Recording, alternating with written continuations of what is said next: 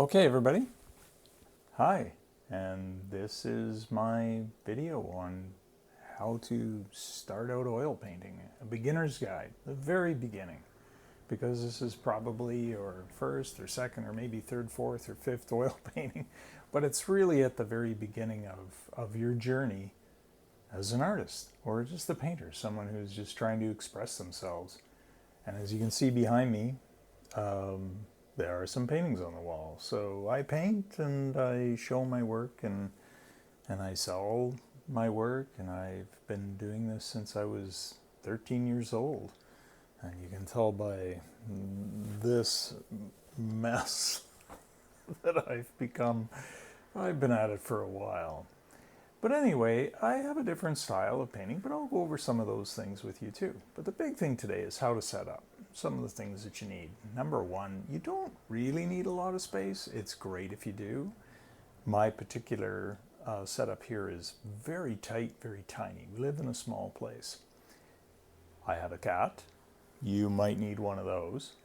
They're great for comfort and inspiration. Let's have a look around and see some of the things that I have here. I'll flip the camera around and let's see what that looks like.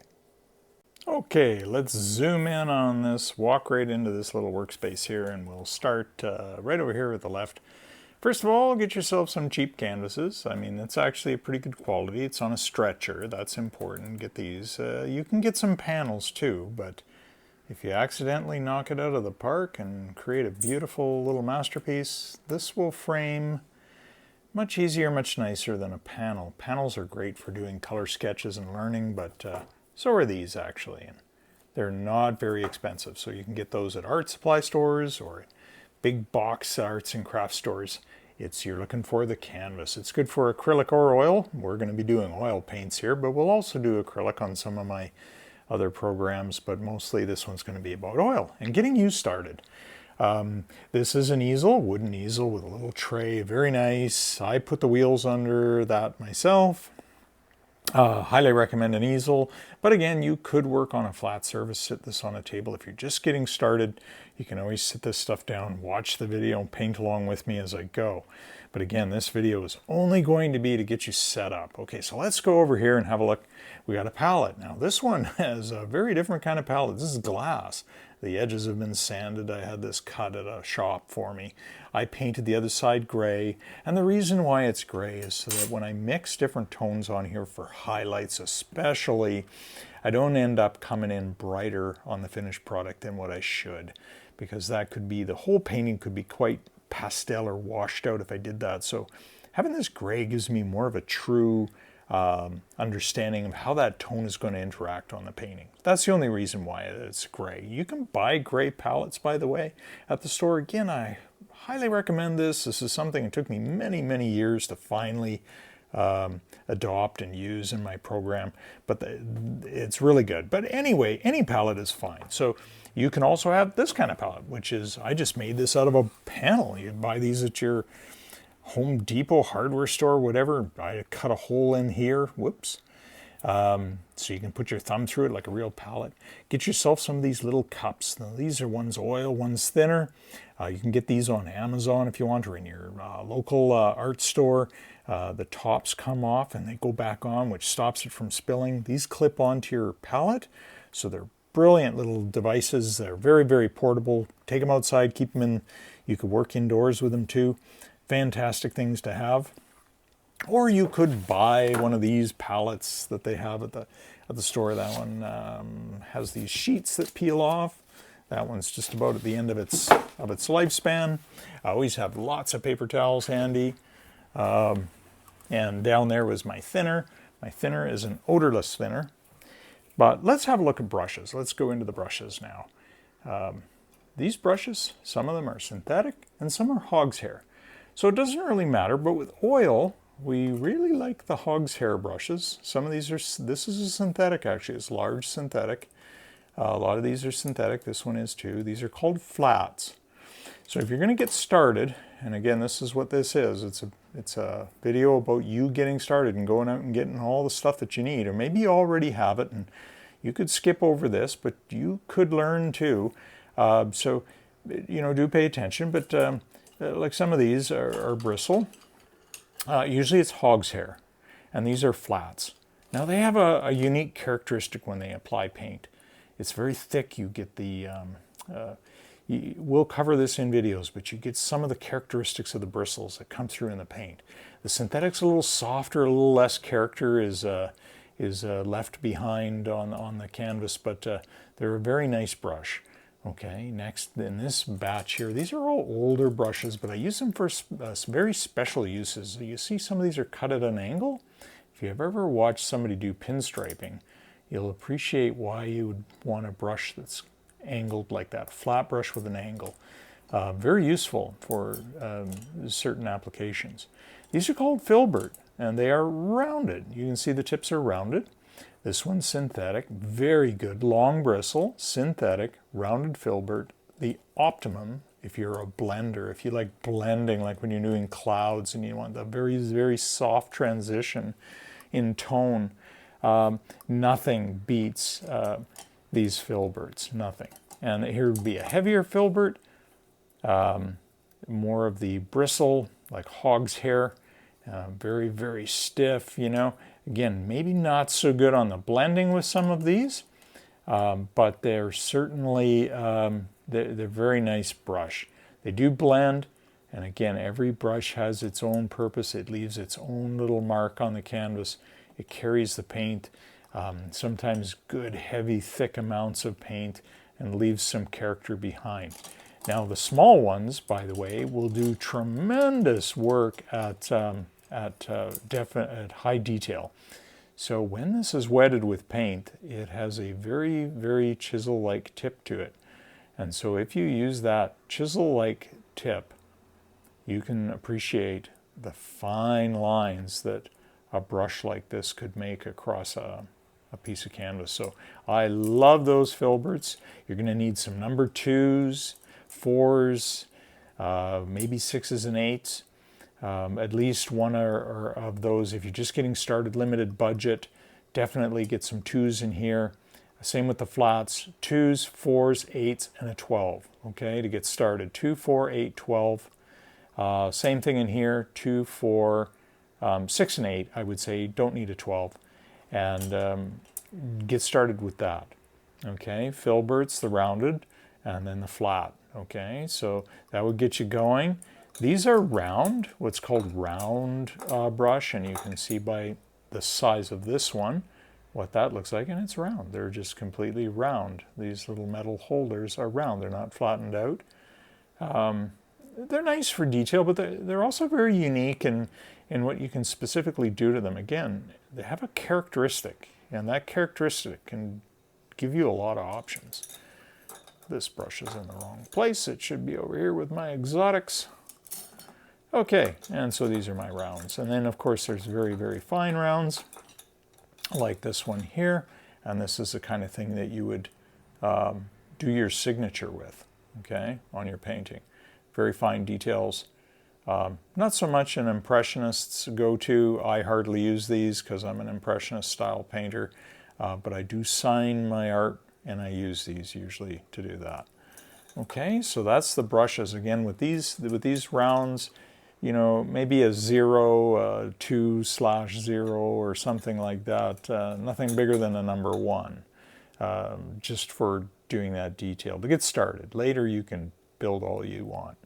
Let's talk about these pots. So when I have a big slurry pot, or this one's kind of dirty, when the paint on the brushes needs to be clean, I'll go over this again, don't worry, when we get into the video and we're actually painting.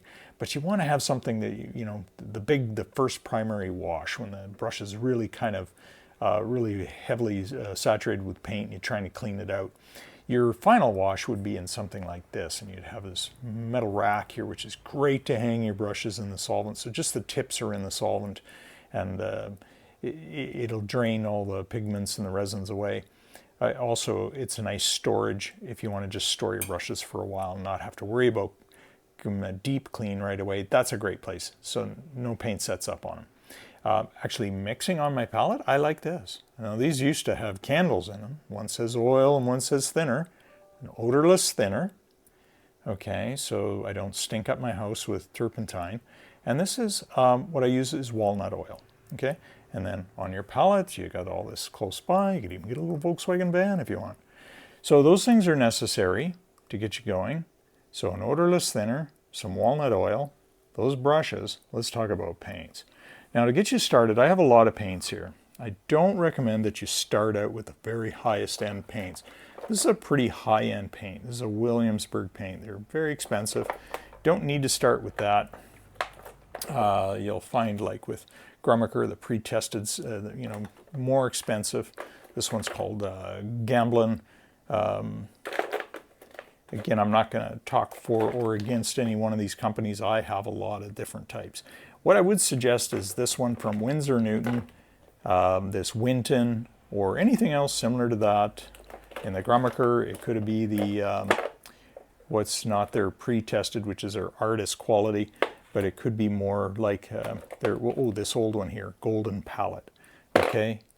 Winton, okay, as opposed to this Winsor Newton where it says artists, okay? This is more expensive. So you just need the least expensive stuff to get started, okay, like this one here. So let's talk about the colors. What colors should you buy to get started? Okay, so starting with white, titanium white. So just write that down. You're going to need some titanium white. Any kind of black to get started at all, either lamp or ivory black or Mars black. There are little nuances to each of them and how they're mixed. You could make your own black, with the umber and some dark blues like the phthalo blue. But I recommend that you just go ahead, get yourself some black. Here's a good one to start with, ivory black. You get some of that, so you'll need titanium white, ivory black. In the blues, there's a lot to choose from. The go-tos I'd recommend, number one, is French Ultramarine. I think I've got a big tube of it here. I use so much of it. French Ultramarine. You'll need that. You're going to need some of this cerulean blue, okay? You don't really need any of the other blues, but you could get phthalo blue, for instance, very nice. When it comes to greens, I'd recommend Green Earth. I'd recommend a chromium oxide green or chrome green, and maybe sap green. I would definitely recommend this one, sap green, for your greens. So we've covered greens, blues, blacks, burnt umber for sure for your browns. Get burnt umber. You can also get one that's called raw umber if you want, but it's not really necessary. There's a raw sienna, which is really good, and there's also a burnt sienna. I would recommend burnt sienna because it's really hard to replicate that color. Now that we're going into the warmer tones, let's get some yellow ochre. You're gonna need that. That's an absolute have to have that one, okay? No matter how cheap things get, you gotta get that. When it comes to yellows, I'd say a cadmium yellow medium would be a good way to go. Or, but a lemon yellow, a cadmium orange, you'll need that. The cadmium red, and possibly even like this one right here, okay? The cadmium red for sure. And when it comes to these mauves and different purpley type of things, this name is the one you're going to want to look for, and this is the permanent magenta right here. Permanent magenta. That's a very beautiful purpley magenta color, and anyway, that would be a great start. If you just get those to get started, then you're going to be in good shape. I have a lot of different colors here, so there's different yellow, cadmium yellow deep and cadmium yellow pales and mediums and all these different things. But just a cadmium yellow, a cadmium orange, cadmium red, a lemon yellow, cerulean blue, a French ultramarine blue, sap green, earth green, and a cobalt, or not a cobalt, but a chromium oxide green. Okay, burnt umber, and a black. Definitely need those. Once you get those, make sure you have a tube of titanium white, and then you're going to be in pretty good shape. I have some lighting, so lighting is good to have. Down here I have some paper towels that are torn off and ready to go, so I can just grab them and they're ready to go. A little bit of my OCD thing going on here, folding them all up. These are good to have too, but your hands get sweaty if you wear them for the whole process, so maybe just putting the paints out on the palette and handling the tubes. If you wear a pair of these gloves and then just set them aside, and when you're cleaning your brushes. So that protects your skin, and then you can always have some hand cleaner around to clean off whatever paint and solvents you have on your skin. Wash it thoroughly after. Don't eat when you handle these paints. The compounds are very safe in the paint when it goes from here onto the canvas, through the brushes and everything, but if you're eating a sandwich and you're handling these cadmiums, you know, it will tell you, there's warnings on some of these that talk to you about your health issues, right? So let's not have a problem with that. So these are the things that will get you started. And again, we covered the easel, the palette. Let's talk, the last thing, let's talk about this last item that I have out here, which is my knife. This is called a palette knife. And a lot of painters paint with palette knives. They actually do knife painting. And it's like a trowel, and you can trowel the paint on. So there is a knife for mixing paints, and it's in here. And there's lots of different knives I have here, although I don't do a lot of knife work, but we are going to do some palette knife paintings. This was usually the one used for mixing paints and blending oils. I don't actually like it that much. I have it, but I always go to this. This is my favorite. This is a number 4. If you find a palette knife like this, that trawl type blade, number 4. Fantastic. You do absolutely everything with that. You can clean off your palette, scrape stuff off. You can apply paint directly to the canvas with something like this. You can get just the tip of it to mix things with it. It's fantastic. You really should at least have that one tool. So that's it. You don't need a lot of space and room. Panning back again, you can see that the area that I have is pretty limited. Okay, and there it is. That's where I work. So don't forget to click the thumbs up, subscribe to this channel. This is part 1, the things you need, getting all the tools and equipment together so that you can successfully start and finish your painting project. And then from there, we just go on. So thumbs up and subscribe, and then that will help me, and it will help you too to find all these videos. And part 2 will be when we get to this canvas, we're going to actually create an image on here with some color. Thank you.